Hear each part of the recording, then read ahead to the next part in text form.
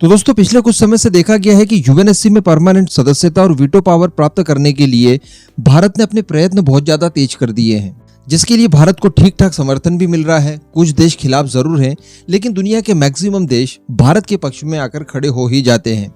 इसके अलावा भारत की तरफ से जो फील्डिंग की जा रही है वो भी बड़ी शानदार है और दुनिया को इस बात के लिए कन्विंस किया जा रहा है कि देखिए यूएनएससी के अंदर रिफॉर्म्स लाने क्यों जरूरी है। इसके पीछे भारत तर्क देता है कि यूएनएससी के अंदर जितनी भी व्यवस्थाएं हैं ये 1945 के जमाने की है, जो कि आज के जमाने के हिसाब से सूटेबल नहीं है। और इन्हीं सब कमजोरियों का फायदा वो 5 देश अपने स्वार्थ के लिए उठाते हैं जिनके पास वीटो पावर है, यानी इन्हें जो लगे वो सही और इन्हें जो गलत लगे वो गलत। और इन सारी पुरानी व्यवस्थाओं और इन 5 देशों की हिपोक्रेसी के चलते यूएनएससी का जो मंच है वो दुनिया के अंदर अब विश्वसनीय नहीं रहा है। कोई भी इसके ऊपर विश्वास नहीं कर सकता, क्योंकि जिस काम के लिए इसे बनाया गया था आज तक इसने अपना वो काम नहीं किया है। यानी दुनिया में जो शांति बहाली के लिए स्पेशली इसकी गठन किया गया था, आज तक ऐसा कहीं नहीं देखा गया कि किसी कोने में युद्ध चल रहा हो और यूएनएससी के दखल के बाद इस युद्ध को रुकवाया जाए। यहाँ तक कि इंसानियत के खिलाफ भी यूएनएससी के अलग अलग सदस्य अपनी अलग अलग सोच रखते हैं। यानी आतंकी तो आतंकी होते हैं, वो दुनिया के किसी भी देश के खिलाफ कर रहे हो आतंकवाद, लेकिन उसकी डेफिनेशन एक होनी चाहिए। लेकिन यहाँ पर भी कुछ देश आतंकियों का समर्थन कर देते हैं, जिसमें चाइना का नाम सबसे ऊपर आता है। हमने अक्सर देखा है कि भारत बहुत कोशिशें करता है, बहुत सारी इन्वेस्टिगेशन करता है किसी आतंकवादी के खिलाफ या फिर किसी आतंकी संगठन के खिलाफ। जब कोई प्रस्ताव लाया जाता है तो चाइना अपने वीटो पावर का दुरुपयोग करते हुए उन्हें बचा लेता है, क्योंकि ऑब्वियसली इन्होंने आतंकवाद भारत के खिलाफ किया है, ना कि चाइना के खिलाफ किया है। लेकिन यहाँ पर ये लोग ये भूल जाते हैं कि ये सारी चीजें इंसानियत के खिलाफ हुई है। अब दरअसल इसी तरह का एक और प्रस्ताव भारत की तरफ से लाया गया, जहाँ पर चाइना ने आतंकवादियों को बचाने की कोशिश की गई। एकदम रिसेंट मुद्दा है।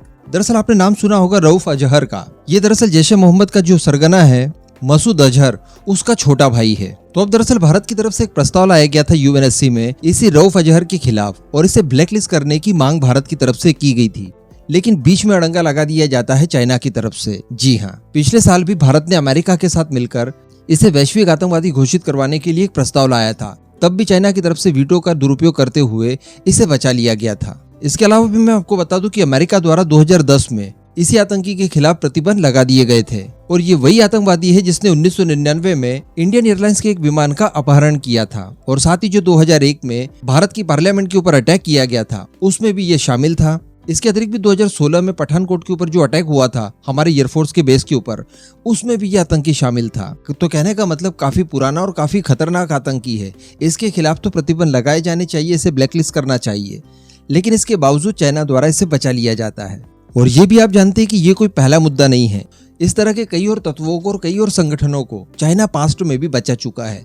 खैर यहाँ पर यह भी नहीं कहा जा सकता कि अगर भारत को यूएनएससी की परमानेंट सदस्यता और वीटो पावर मिल जाती है तो इस तरह की गतिविधियां नहीं होगी, क्योंकि अमेरिका भी पिछली बार हमारे साथ था जब प्रस्ताव लाया गया था, लेकिन इसके बावजूद चाइना ने वीटो का दुरुपयोग करते हुए इसे बचा लिया।